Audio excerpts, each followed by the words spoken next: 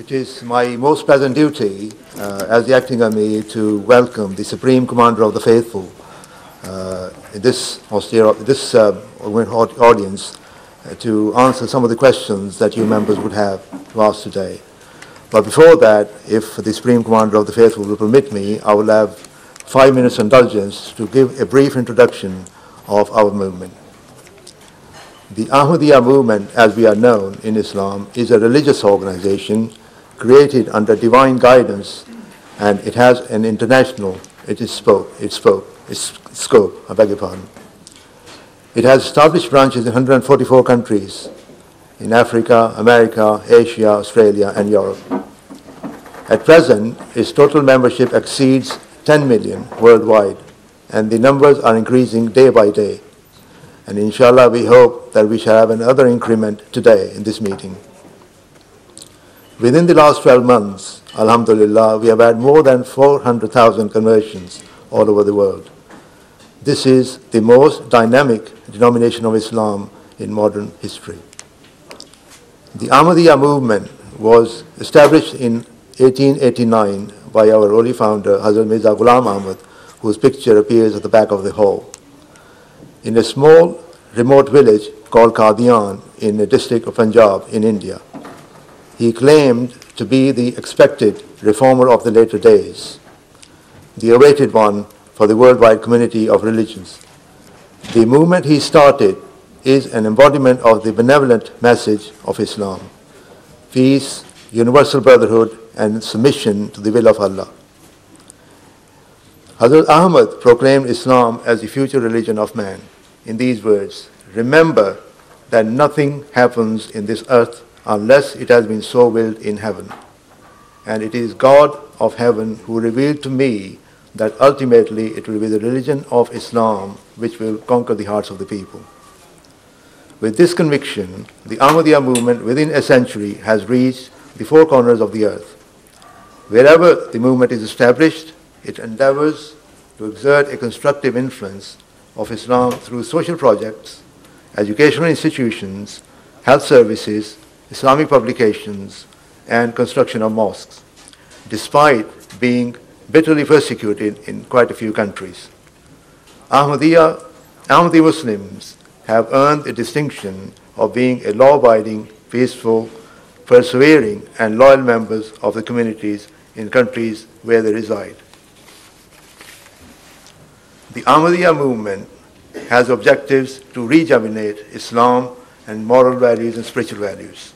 It encourages interfaith dialogue and diligently tries to correct misunderstandings about Islam, particularly in the West. It advocates peace, tolerance, and understanding among followers of different faiths. It firmly believes in and acts upon the Quranic teaching: there is no compulsion in religion. It strongly rejects violence and terrorism in any form for any reason. After the demise of our holy founder, the Ahmadiyya movement has been headed by his elected successors, who we call Khalifas. The present head of the movement, Hazrat Mirza Tahir Ahmad, was elected in 1982. His official title is Hazrat Khalifatul Masih IV. He has launched several projects to help poor countries in Africa, and under his personal supervision, the movement has provided material and moral support to refugees in Bosnia, Rwanda, and other parts of the world.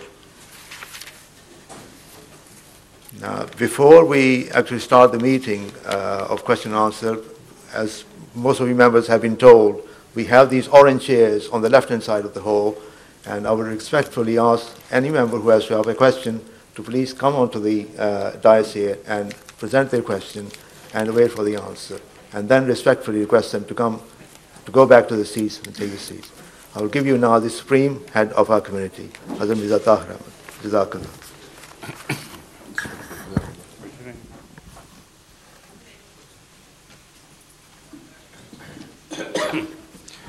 Now, before we proceed, I would like to remove a possible misunderstanding regarding the title used with reference to me. It was said the Supreme Commander of the Faithful. Now, the title suggests perhaps that I lead and command an army. And this is a very misleading title. In fact, the original title by which the first caliphs were addressed at the time of after Hazrat Muhammad Rasulullah sallallahu alaihi wasallam's demise, that is, after the demise of the holy founder of Islam, the title was Amirul Mu'mineen. This title was translated by the Western scholars as the Commander of the Faithful, and as such it got established itself in the world of literature. Perhaps they wanted to create the impression that it was not the leader of a humble community, godly people, but a militant,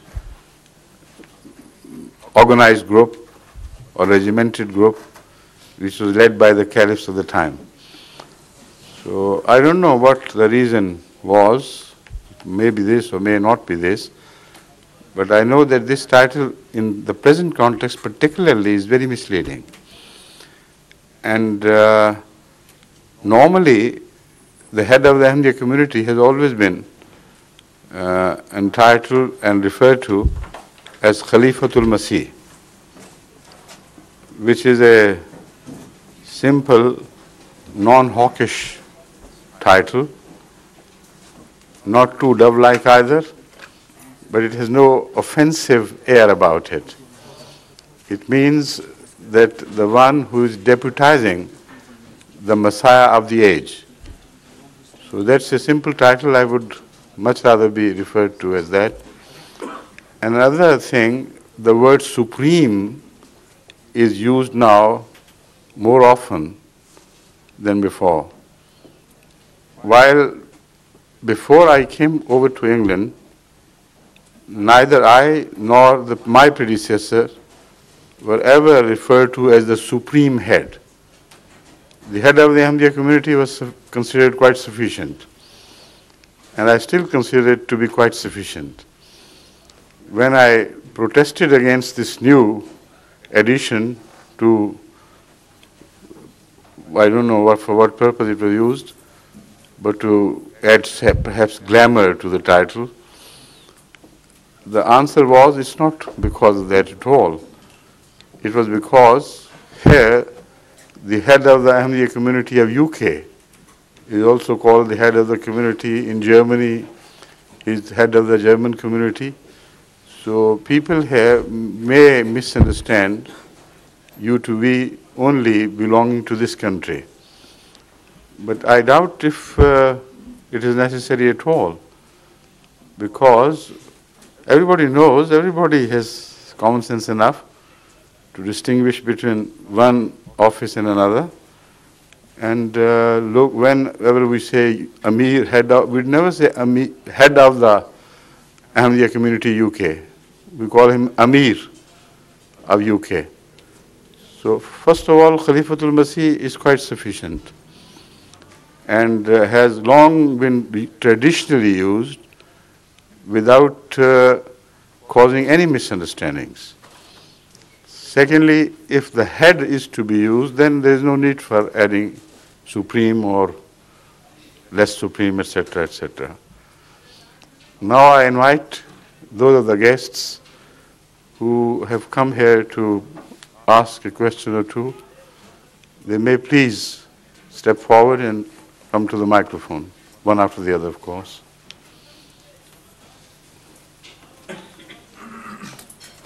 Assalamu alaikum. Wa alaikum salam. Bismillahir Rahmanir Rahim.